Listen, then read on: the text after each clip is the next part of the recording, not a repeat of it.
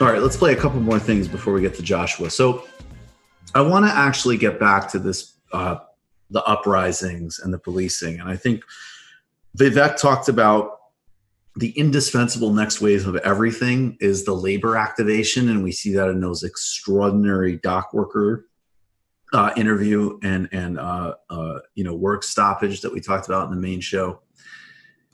This is Cornel West. Let's start with clip number 4. Because I want to give you 2 examples of how to talk about this, I think, and maybe where, frankly, we could get into a lot of political trouble, which we need to be real about. This is Cornel West, friend of the show, on MSNBC, explaining, first of all, the different directions this could go. He talked about the neo-fascist threat. As exemplified by Trump and Barr. And he's so real about that. And people need to stay extremely mindful of that. It seems like an age ago, but I mean, a week ago, this president did a form of martial law in Washington, D.C. And his chief propagandist of vicious white supremacy is tasked with writing his quote unquote race relations speech. That's Stephen Miller, and that's upcoming. So we need to be real about all of the dynamics. But what I like that Cornel West does, and I guess partially because I think it's very effective to communicate this to people broadly. And 2, because it's really, I think, our politics. These are questions of democracy. Mm-hmm. It is a democracy. That's why that video cutting forth Tucker Carlson's racist fear-mongering and then what police are actually doing to protesters and to Black and brown communities and to all and across, all the lower income spectrum. Then when you showed that, people could understand on some intuitive level, wait a second, this is happening. This is a violation of democracy. Black people are being murdered by these paramilitary forces with no democratic accountability in the same neighborhoods where murders are not investigated, where serious police work is not invested in the things that everybody wants in terms of basic security, but a politic of harassment, terrorism, and broken windows is rampant. And so Cornel West puts this together, of course, as he does. It could either go a way in which the community is actually in power, in which there is a massive reinvestment of resources in poor communities, in poor Black communities, especially. There's a brilliant piece on this with Sister Keonga Taylor in the New Yorker, Can America Change? I think it's the best piece that we actually have now on this present situation. We've got to connect the police crimes, Wall Street crimes, Pentagon crimes, the ways in which lack of accountability generates violation of the law. It could be drones dropped by Pentagon. It could be the embezzlement inside of trading and market manipulation, predatory lending, fraudulent activities of Wall Street. Not one criminal goes to jail. And then there is the police killing our precious young folk. None of them going to jail. Those are the issues of a democracy. Democracy is about accountability, answerability, responsibility. The history, the vicious legacy of white supremacy in America has been one in which slaveholders, Jim Crow elites can treat Black people any way they want and get away with it. You see, that's what we've been dealing with for 400 years in America. Do anything you want, say anything you want. Democracy is about curtailing the arbitrary use of power vis-a-vis citizens and its nation state, citizens and its economy, citizens and its institution. And so when we talk about race, let us not just talk about police murder and police brutality. That's the element, crucial catalyst, the moment of catalyst that Brother Samuel's talking about, but it includes all of us in terms of our economy, in terms of our nation state. And when I look, for example, at what is happening in the Democratic Party, when I look at so much of Black leadership these days, You see, they say so quickly want to co-op, and they so quickly want to incorporate the movement and make it more mainstream. And next thing you go, you got sweeping legislation. Not a whole lot of talk about community control and civilian oversight that as we see in Newark with Brother Ralph Baraka and Brother Larry Ham. But so there you go. And that also graphs back onto Vivek's point about the leadership class and where the actual momentum will come from. So I think that that's extraordinary. And I think defund the police as a democratic argument, not going to allow for stealth austerity, and also not going to get twisted into various rhetorics of, and we'll explain this in a second, that this is about the universal reality that needs to be implemented of democracy and security for all. And again, it doesn't surprise me that you see contradictory poll numbers, that you could see poll numbers that say, hey, police treat and are racist. They act in a discriminatory, abusive manner. And where the fuck are they? Because they're here terrorizing this community over broken windows bullshit, and they're letting the murders go unaccounted for. Mm-hmm. That's what President Lula said when Glenn Greenwald confronted him about crime going up under the Workers' Party. And he said, look, we counted the stats. So all of a sudden, if you got murdered in the periphery, you were counted. What you have is actually this extraordinary lack of responsibility about actual basic human security.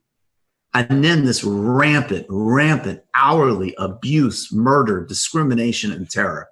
And the anecdote is this democracy.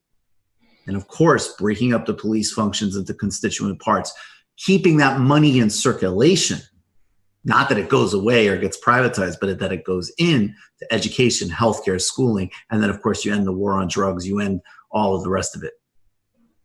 Mm-hmm. So that's, and of course, Cornel West puts that perfectly. Now, we're gonna play a video again. I just think this is really problematic message wise.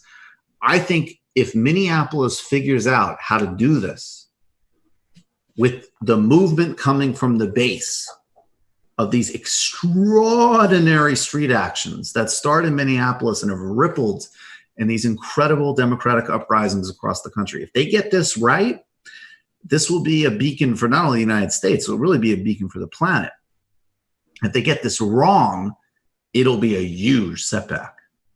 And so I want to give the city councilwoman, Lisa Bender, credit for taking this on and the courage of it, but she disastrously missed messages in this interview on CNN.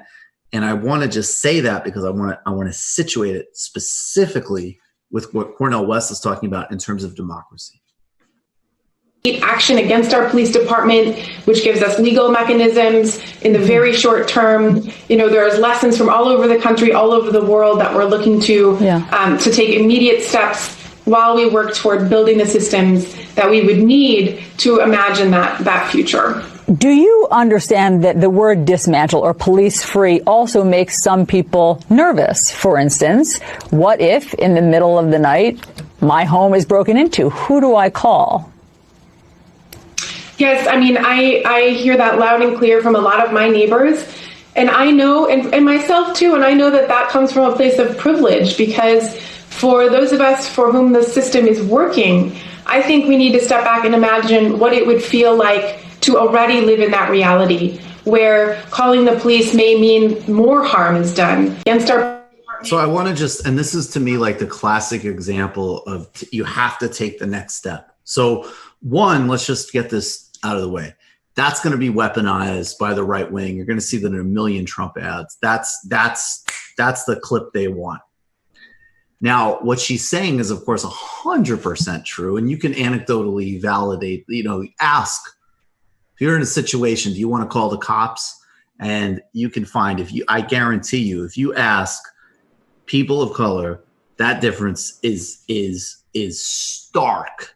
Mm-hmm. With, and I will say primarily affluent white people, but there is a completely different reality in the answer to that question. So she is correct about that. But the point is not, but you see, this is always the problem with even just like the woke neoliberal rhetoric, is that all of a sudden you're taking The problem is that that isn't a universal thing in a democracy that's for all, which is that in a really extreme situation, no matter who you are, what your income is, no matter what you look like, no matter where you are, that you have access to something that could protect you in that, let's be real, extraordinarily unlikely event. But it happens, and you know that it's there. That's not a privilege. So you're and that's actually the sliding door to privatization rhetoric. Oh, it's a privilege. We need to rethink the privilege. Well, maybe I want to buy that privilege in a private security firm. Not that this is a universal. Well, first of all, we made the distinction that there's broken windows policing, there's racist systemic policing. You can drink a beer on one, in one neighborhood, you can drink a beer, another you can't. And all of the dimensions of that relate to race and class and gentrification and everything else that's fundamental to capitalism that needs to be dealt with in order to actually defund the police. But then you take that really specific question, and sometimes I see people don't like that. Like, you're going to get that question. And you're going to get that question, by the way, from a lot of different, every background is going to ask that question. Yes. And so every background, that's not just like a whitey world question. And so the answer is, absolutely, it is a public service and public provision that nobody should be subjected to having their home broken into. And everybody should feel the safety and the democratic accountability to have something that will protect them. People of color don't feel that right now. And that is a democracy deficit. It's not a privilege. It's a democracy. I mean, it is, but we cannot allow it to be a privilege. We have to make it a democratic stake for all. I would just add, in fairness, I feel like, I think the messaging there's definitely off. I feel like towards the end, she starts to get close.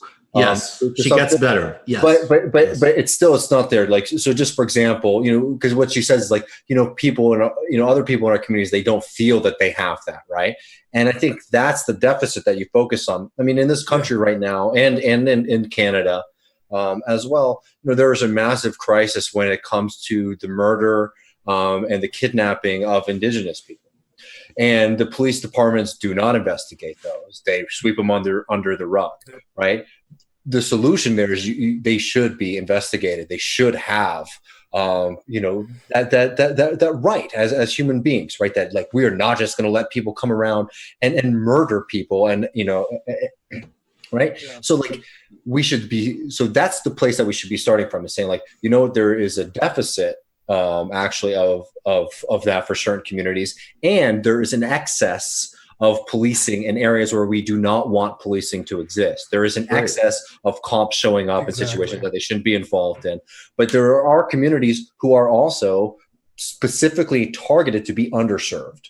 And to be under and overserved. Yes. Yeah. To be abused. Yeah. And again, that's when you bring it into the realm, because the very dangerous thing, and I agree she started to get better, but this is what, look, Adolph Reed and people like this are correct. If you go into that rhetoric, there is always a system in capitalism, neoliberalism, whatever, that is going to allow the extension of that. Okay, sure, it's a privilege. Yeah. Let's buy it.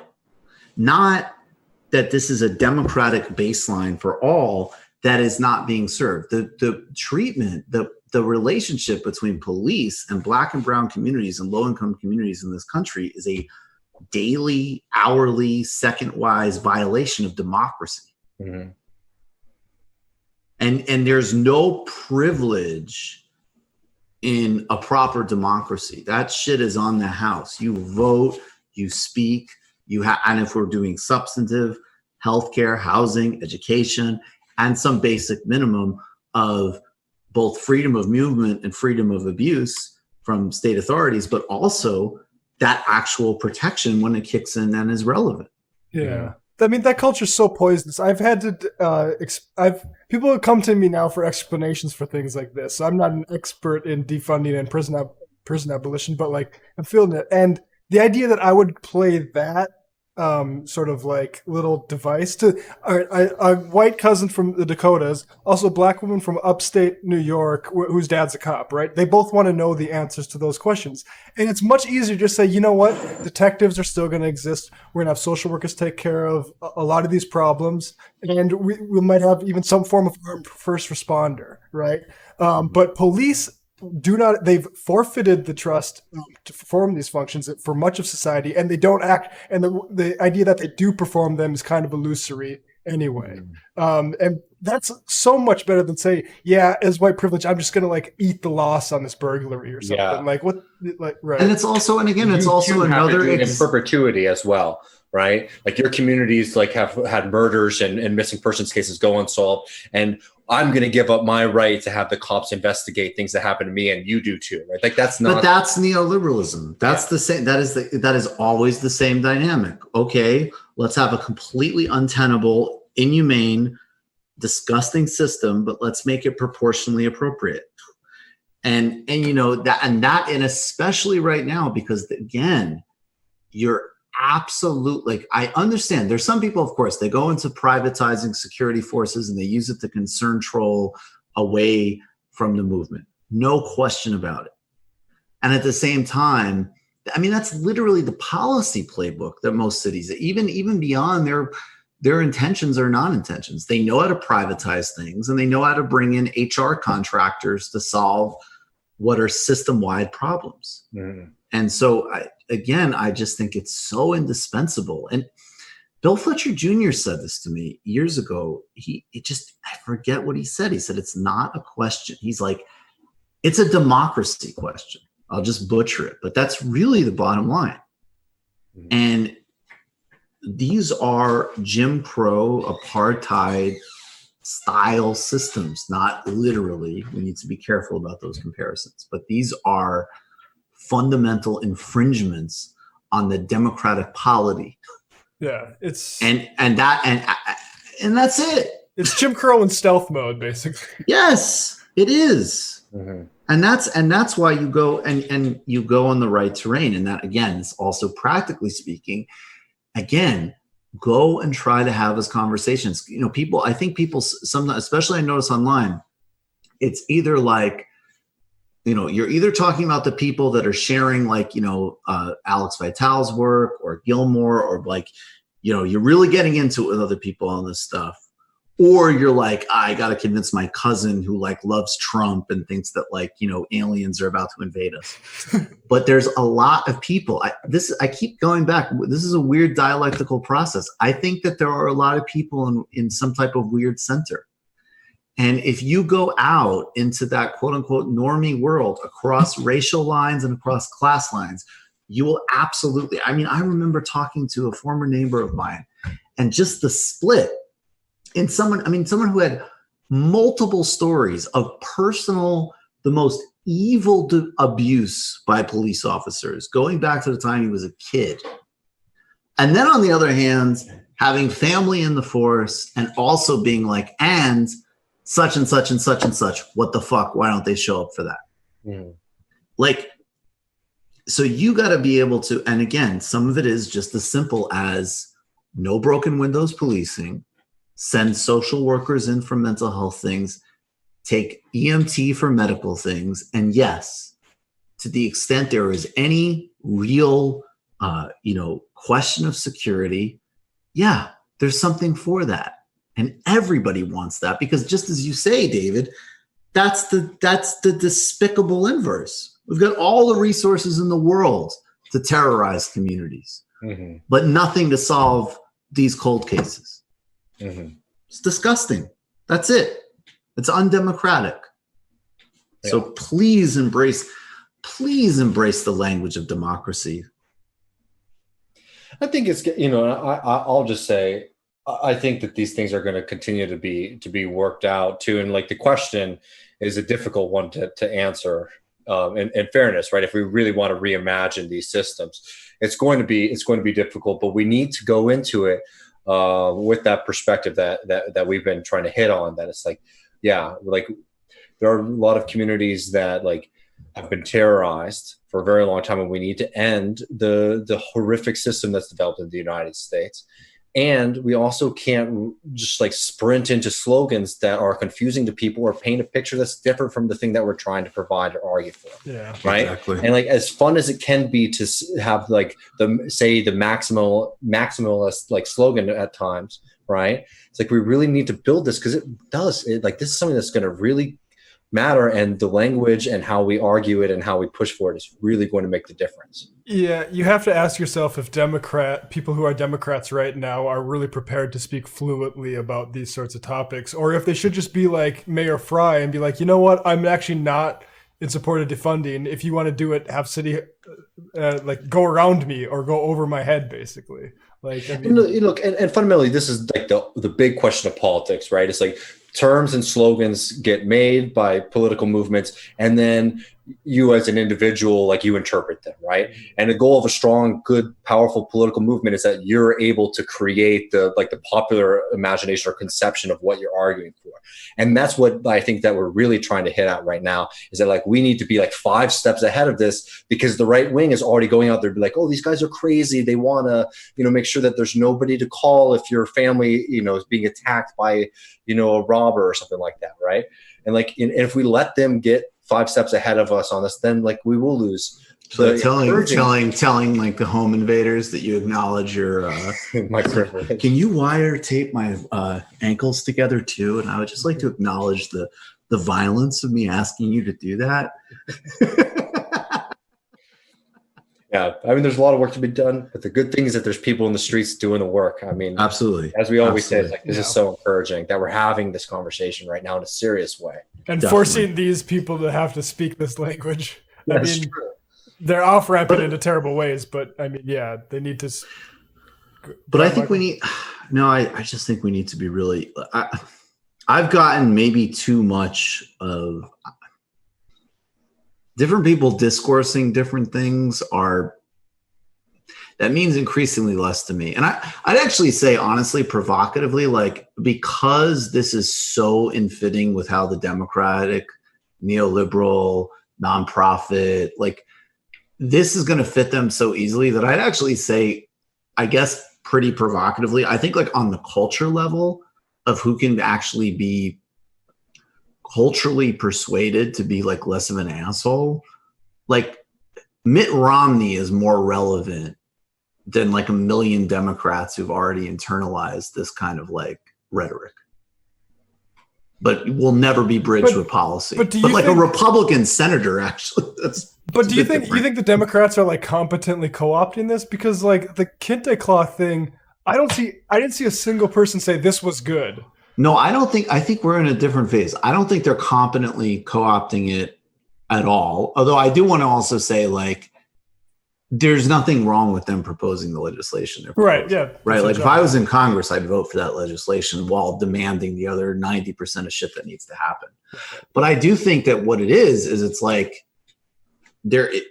we're not exactly prepared to deploy these alternatives yet. Which is why there isn't like the script ready. Like there's a huge amount of work in these areas, a lot of which, everything from, the work we cited before to this new, this history of mass incarceration and Jacobin that all like outlines why we're at where we're at and correlates with all of the poisons that we always talk to: white supremacy, capitalism, deindustrialization, all of it. And then the police are the enforcers in a completely shelled out state. But the specifics of, I think like some things have been put in play that were just not in play. And now all of a sudden they're in play, and it's like, oh, well, there's a lot of brilliant thinking going on, but how that actually matches is the next question. And I think, unfortunately, as I said, the toolkit that they have is austerity and HR. And actually, so anyways, that's just like the next question. Like, it's like, what is it going to say? That like, no, this money can't vanish.